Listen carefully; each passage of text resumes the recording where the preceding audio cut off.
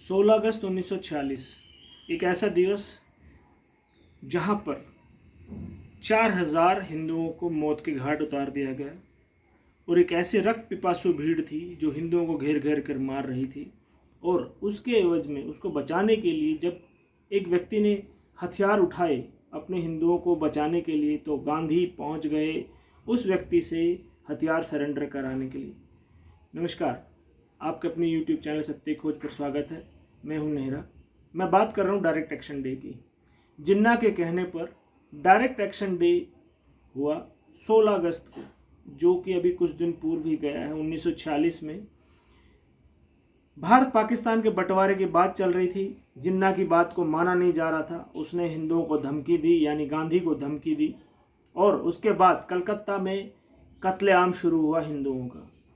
16 अगस्त 1946 से पहले अचानक से, अभी आपने नूह के दंगे देखे होंगे, कभी भी एक ऐसी भीड़ जो कभी भी अकस्मात हमला नहीं करती, पूर्व सुनियोजित ढंग से हमला करती है। हथियार जुटाए जाते हैं, लोगों को सचेत किया जाता है, लोगों को गुमराह किया जाता है, लोगों को भावनाएं भड़काई जाती है, और एक समाज जो कोई काफिर है उनके लिए उनको मारने की तैयारी की जाती है।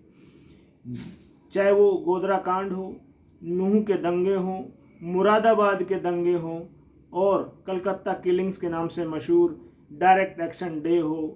कहने वाले तो जिन्ना थे, परंतु मारने वाले हाथ वही थे जो उनके पड़ोस में रहने वाले थे। तो कहने और करने वाले में फ़र्क नहीं है, या कहने वाले का इंटेंट था और करने वाले की मंशा थी। अचानक एक दिन कहा और उस दिन कत्लेआम शुरू हो गया, ऐसा नहीं था। इसकी पूर्व में तैयारी की जाती है, और तैयारी करने के बाद ही ये सारी मैसेकर्स को, इस सारी जेनोसाइड को अंजाम दिया जाता है। उसको अंजाम देने वाला था सोहरावर्दी। सोहरावर्दी उस वक्त के बंगाल के चीफ मिनिस्टर थे। सोहरावर्दी, जिसको आजकल भारतीय जनता पार्टी सूफीज़म का राग आलाप रही है, वो सूफी सिलसिले से संबंध रखने वाले थे सोहरावर्दी, जिसने उस वक्त के कितने हिंदुओं को मार गिराया। और उनके साथी थे शेख मुजीबुर रहमान। जी हाँ, आपने नाम सही सुना होगा, जिसको बांग्लादेश का पिता कहा जाता है, शेख मुजीबुर रहमान। शेख मुजीबुर रहमान उनके साथी थे और कलकत्ता किलिंग के सहभागीदार थे। अब शेख मुजीबुर रहमान का इससे संबंध ये आता है कि उसी शेख मुजीबुर रहमान, जब जो बांग्लादेश, आज का बांग्लादेश है, उस वक्त का पूर्वी पाकिस्तान था, उसमें सबसे पहले वहाँ से पाकिस्तान की मांग सबसे ज़्यादा उठाई गई थी, और सोहरावर्दी और शेख मुजीबुर रहमान उनके कर्ता धर्ता थे। जब 1947 में भारत माता के दो भुजाओं को काट दिया गया, तो एक भुजा का नाम पूर्वी पाकिस्तान और एक का पश्चिमी पाकिस्तान रखा गया। पूर्वी पाकिस्तान और पश्चिमी पाकिस्तान में जब इलेक्शन हुए तो शेख मुजीबुर रहमान की पार्टी जीत गई, परंतु उनको बंगाली होने के कारण उनको प्रधानमंत्री नहीं बनने दिया गया और उनको कैद कर लिया गया। उनकी सहायता के लिए, उनको दबोचने के लिए पश्चिमी पाकिस्तान से फौज भेजी गई, नस्लकुशी करने के लिए पूर्वी पाकिस्तान में। और बड़ी दुख की बात है कि जब दो मुसलमानों के बीच लड़ाई हो रही थी, तो उसका भी शिकार हिंदू बना। करोड़ों माताओं बहनों की असमत लूटी गई, उनको मारा गया, उनके घरों को जलाया गया, और करोड़ों हिंदुओं को बेघर करके भारत की तरफ धकेल दिया गया। आपको मीडिया में पढ़ने को मिलेगा कि 2 करोड़ हिंदुओं, 2 करोड़ बांग्लादेशियों को बांग्लादेश से भगाया गया, परंतु ये बताने वाले बहुत कम लोग होंगे कि वो लोग हिंदू थे। जब 2 शांति दूतों के बीच की लड़ाई थी, तो भी उसका कोप का भाजन एक काफिर ही हो रहा था। फौज ने वहाँ जो अत्याचार किए, उसकी वजह से जो इंदिरा गांधी ने निश्चय किया और भारतीय फौजों ने निश्चय किया कि दिसंबर में पाकिस्तान के 2 टुकड़े करके बांग्लादेश को एक आज़ाद राष्ट्र के रूप में स्थापित किया। इंदिरा गांधी बहुत आयरन लेडी के नाम से जाना जाता है, परंतु मैं आज इस वीडियो के माध्यम से उस आयरन लेडी को पूछना चाहता हूँ कि जब हिंदुओं पर अत्याचार हो रहा था, तब ये आयरन लेडी कहाँ थी? बांग्लादेश को आज़ाद तो करा दिया, परंतु जो 500 के आसपास हमारे फौजी पाकिस्तान में POW बने थे, प्रिजनर्स ऑफ वार बने थे, उनको क्यों नहीं वापस लेके आए? पीओके जो आज तक भी गिलगित बल्तिस्तान और पाकिस्तान ऑक्यूपाइड कश्मीर पाकिस्तान के पास है, 93,000 फौजियों को हमारी फौज ने बंदी बनाया पाकिस्तान के, वो हमारे कब्जे में थे। उसके बदले में हम पीओके ले सकते थे, 500 हमारे फौजी ले सकते थे, क्यों वापस नहीं लिया? और साथ ही साथ उस शेख मुजीबुर रहमान के लिए जो हिंदुओं का कातिल था, उसके लिए अपनी फौज, अपने देश के संसाधन क्यों लगाए गए? और आज शेख मुजीबुर रहमान की बेटी शेख हसीना वहाँ की प्रधानमंत्री है, तो मैं पूछना चाहता हूँ कि वो जो 8% से ज़्यादा 24% से ज़्यादा जो हिंदू थे पूर्व पाकिस्तानी यानी तत्कालीन उस वक्त के बांग्लादेश में, उनको धरती खा गई, आसमान निकल गया, वो हिंदू कहाँ चले गए? आज वहाँ हिंदुओं की स्थिति बद से बदतर है। उनके मंदिरों पर हमले होते हैं, उनकी बहन बेटियां सुरक्षित नहीं हैं, उनके घरों को जला दिया जाता है, जानबूझकर भगवान हनुमान जी के चरणों में कुरान रखकर मॉब द्वारा हिंसा फैलाई जाती है, मंदिरों को रोज ढहाया जाता है।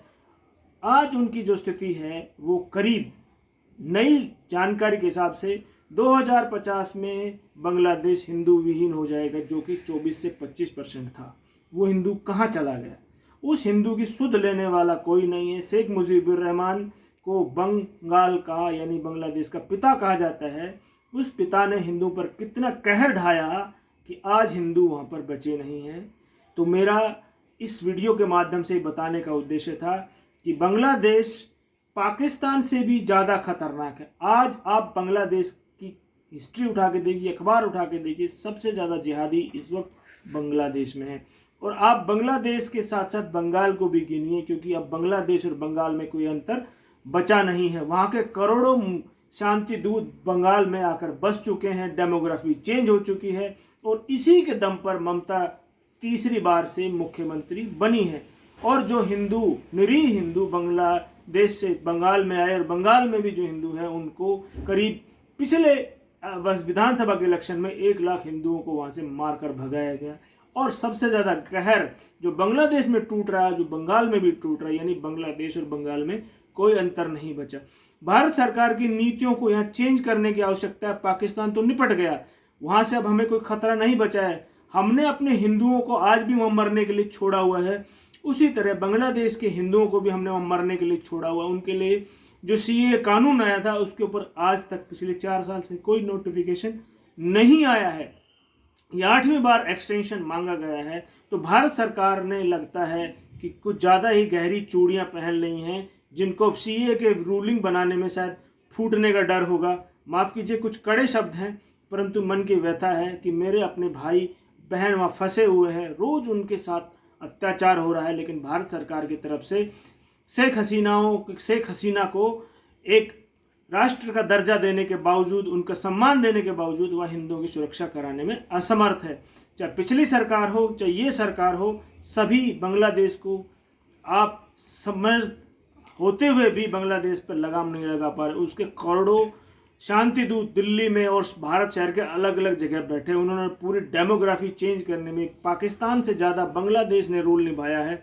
भारत के बहुत सारे क्षेत्रों में डेमोग्राफी सिर्फ बांग्लादेश की वजह से बदली है। इसको कंट्रोल नहीं किया गया तो बांग्लादेश का ग्रेटर बंगाला का जो सपना है वो जल्दी पूरा होगा। इसको भारत सरकार को कुछ कदम उठाने पड़ेंगे और वहाँ के हिंदुओं की कुछ सुध लेनी पड़ेगी। और कलकत्ता किलिंग के बारे में पूरे देश को बताना होगा, कैसे शेख मुजीबुर रहमान और सोहरावर्दी ने हिंदुओं को मारा था, और महान श्रेष्ठ गोपाल पाठा ने उसका प्रतिशोध लेते हुए वहाँ पर लोगों की रक्षा की थी। वीडियो को पूरा देखने के लिए बहुत बहुत धन्यवाद। आशा करता हूँ कि आपको वीडियो अच्छा लगा होगा। इस कमेंट के माध्यम से मुझे बताइए कि और कैसे सुधार किया जा सकता है। और आप सबसे आग्रह की वीडियो को देखिए, लाइक और शेयर सब्सक्राइब जरूर कीजिए ताकि सब लोगों तक पहुँचे। वीडियो को पूरा देखने के लिए बहुत बहुत धन्यवाद। जय हिंद।